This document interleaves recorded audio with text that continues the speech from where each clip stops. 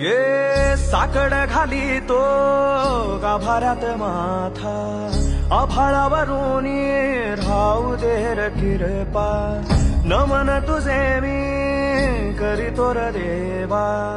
भरून झरू दे तुझी चर किरपा हिमतीचं बीज दे पुढे तुझ्या दारची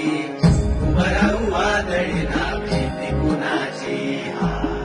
साथीला तू राहू मी वाट चालतो खडतर वागडी असो बाजूरची